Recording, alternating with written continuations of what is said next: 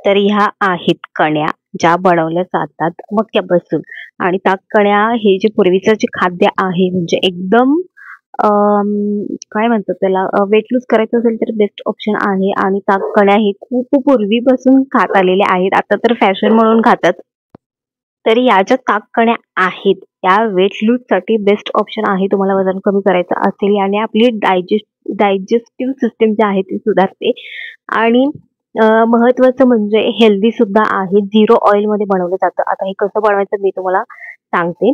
तर इथे मी 1 वाटी भरून ज्या कण्या आहेत त्या घेतलेल्या आहेत. आता मी त्या स्वच्छ धुवून घेते आणि जो काही कोंडा या पद्धतीने वरती येतो तो आपल्याला टाकून द्यायचा आहे. आणि जी कणी आहे ती शेवट खाली राहते. तर मी 2 ते 3 वेळेला स्वच्छ पाण्याने ही धुवून घेतलेली आहे. तुम्ही बघू शकता या पद्धतीने.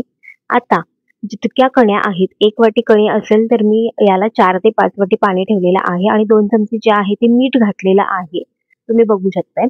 आणि मीठ जे आहे ते छान विरघळून घ्यायचं. याला 1 उकळी आल्यानंतर ज्या आपण कण्या घेतल्या होत्या त्या पाण्यामध्ये टाकायच्या आणि छान मस्त मंद आचेवरती झाकण ठेवून ज्या आहेत कण्या ज्या आहेत ते शिजवून घ्यायच्या.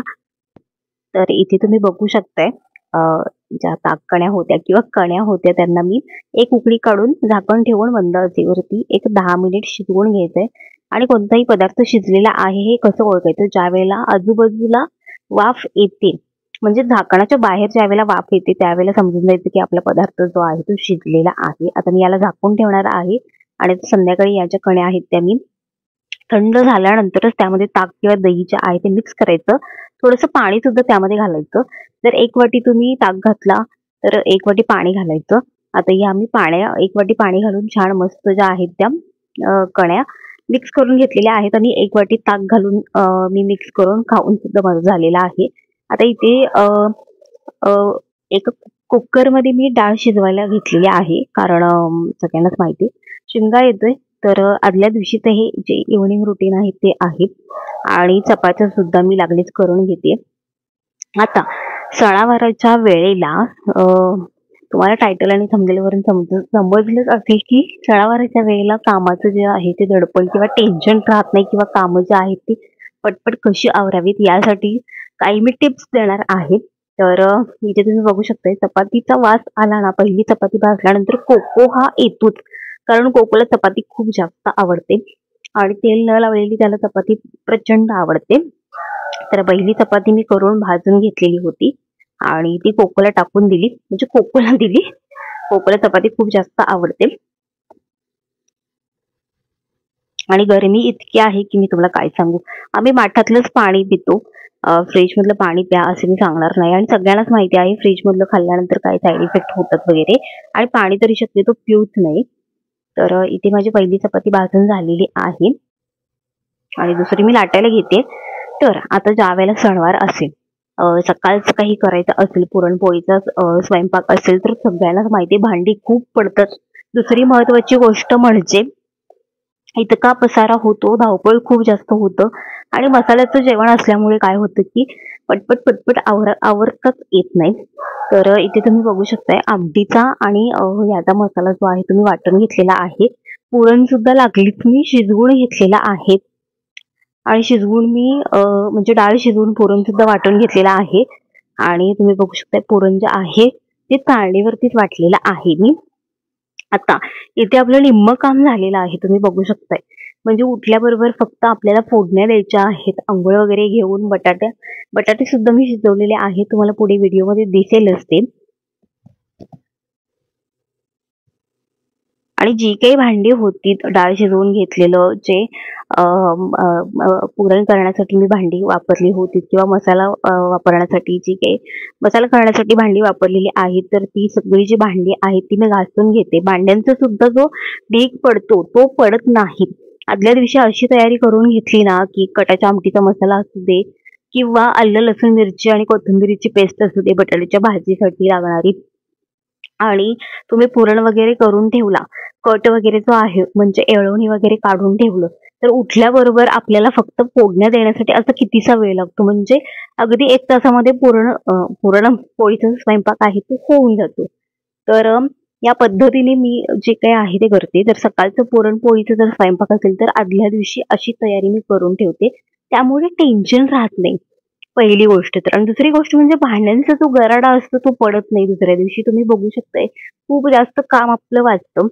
आता इथे जी काही खरकटी भांडी आहेत ती मी क्लीन करून घेतेय. आता क्लीन करताना आधी स्वच्छ पाण्याने मी ती पूर्णपणे धुवून घेते. म्हणजे जे काही राहिलेले अन्नाचे कण आहेत स्क्रबरमध्येही राहणार नाहीत आणि स्क्रबरचा वास सुद्धा खूप जास्त घाण येतो स्क्रबरमध्ये राहिल्यानंतर. तर आधी मी ते स्वच्छ धुवून घेते. त्यानंतर लिक्विड आहे ते टाकून घेतलेलं आहे आणि भांडी जी आहेत ती स्वच्छ करून घेतलेली आहेत. तुम्ही बघू शकताय.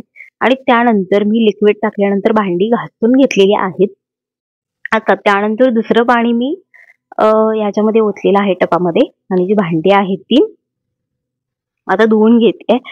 तर ज्या वेळेला सणवार असेल किंवा कोणता कार्यक्रम असेल आदल्या दिवशी अशी तयारी करून ठेवला ना तर काहीच म्हणजे प्रॉब्लेम येणार नाही. आता सकाळी उठल्यानंतर मी कणिक मळून घेणार आणि ज्या पुरणपोळ्या आहेत त्या लाटणार आणि फोडण्यात देण्यासाठी असं कितीसा वेळ लागतो. आपण कट काढून ठेवलेला आहे म्हणजेच येळवणी जे आहे ते काढून ठेवलेलं आहे. दुसरी महत्वाची गोष्ट म्हणजे त्याचा मसाला सुद्धा मी करून ठेवलेला आहे. तुम्ही बघितला. या सगळ्या गोष्टी पूर्व तयारी केली ना की टेन्शन राहत नाही आणि रात्रभर झोप सुद्धा छान लागते की बाबा आता निम्मी 50% तयारी तरी झालेली आहे. आता फक्त उठून फोडण्या टाकणे आणि शिजवणे इतकंच काम बाकी राहतं. त्यामुळे रात्री सुद्धा टेन्शन नाही राहत की बाबा सकाळी लवकर उठूया वगैरे. अगदी तुम्ही 7, 7:30, 8ला जरी उठला तरीही तुमचा 10 पर्यंत सगळं काही होतं. तुम्ही बघा ह्या ज्या आहेत त्या टिप्स किंवा काय म्हणतात त्याला या पद्धतीने जर नियोजन केला तर नक्कीच तुम्हाला कामात ताप येणार नाही, कंटाळा येणार नाही, चिडचिड होणार नाही मेन म्हणजे. आणि सणावाराला खूप जास्त म्हणजे इतकं सगळं म्हणजे धावपळ असते ना, सगळं आवरायचं असतं, पूजन वगैरे करायचं असतं, सगळ्यांनाच माहिती आहे. तर जो काही जेवणाचा अगदी म्हणजे पुरणपोळीचं जेवण असू दे किंवा इतर कोणतंही मसाले वगैरे तुम्ही आदल्या दिवशी करून ठेवला ना की काहीच प्रॉब्लेम येत नाही. पटपट जी आपली कामं आहेत ती आवरली जातात आणि मन सुद्धा आपलं प्रसन्न राहतं. चिडचिड होत नाही महत्वाची म्हणजे. आणि उभं राहून एका जागेला 3 ते 4 तास म्हणजे जेवण करणं किंवा भांडी असू दे ते घासणं लिटरली कमरेची वाट लागते. जो पाठीचा कणा आहे ना माझा तरी म्हणजे इतका दुखतो ना की मी काय सांगू तुम्हाला. आणि सगळ्यांचंच माझ्या मते हा प्रॉब्लेम असेल.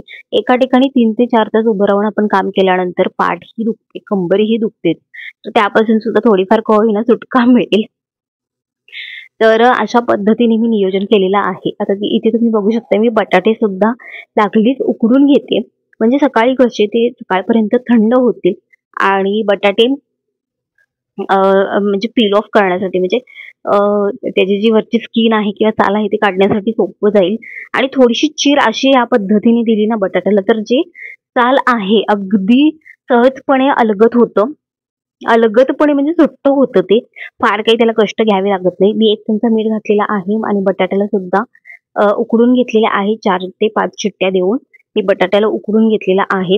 आता उठल्यानंतर फक्त संध्याकाळी सकाळी उठल्यानंतर फक्त कांदा जो आहे तो चिरून मिरची, आलं, लसूणची पेस्ट वगैरे करून ठेवलेली आहे ती फोडणीमध्ये द्यायची. जिरे, मोहरी, कढीपत्ता वगैरे घालून आणि बटाटे काही उकडून घेतलेले आहेतच आपण. तर आता बटाटे उकडेपर्यंत मी जो किचन ओटा आहे तो पूर्णपणे क्लीन करून घेतला. तुम्ही बघू शकताय. आणि सकाळी असा क्लीन झालेला किचन ओटा बघितला ना की आनंद होतो. छान वाटतं काम करण्यासाठी आणि महत्वाचं म्हणजे मन प्रसन्न होतं स्वच्छता बघून. तर या पद्धतीने मी क्लीन करून घेतलेला आहे किचन ओटा. त्या सांगितलेल्या काही टिप्स आहेत किंवा जे पूर्व नियोजन आहे या पद्धतीने जर तुम्ही केला तर कामाचं दडपण नाही राहणार. भांड्यांचा गराडा आहे तो नाही पडणार. आपली चिडचिड नाही होणार. आणि दुसरी महत्वाची गोष्ट म्हणजे सणावारात सुद्धा आपण म्हणजे बऱ्यापैकी फॅमिलीला वेळ देऊ ना की किचनमध्येच सगळा वेळ आपण घालवू. त्यामुळे जी पूर्वतयारी करून घ्यायची असेल अगदी स्वयंपाक कोणतंही असू दे, कोणतंही जेवण असू दे त्याची पूर्वतयारी केली की काहीच टेन्शन राहत नाही. अगदी आपण सकाळी 7, 7:30ला जरी उठलो तरीही 2 तासामध्ये सगळं काही होतं घरातलं काम. आणि लहान मुलं ज्यांच्या आहेत तर त्यांनी आवर्जून या गोष्टी ज्या आहेत त्या फॉलो कराव्यात असं मला वाटतं. कारण लहान मुलांना सांभाळून सगळं करणं म्हणजे तारेवरची कसरत असते. आता ज्या घरामध्ये आमच्यासारखे 2च कपल आहेत त्यांचं ठीक आहे चालतं. तर आजचा व्हिडिओ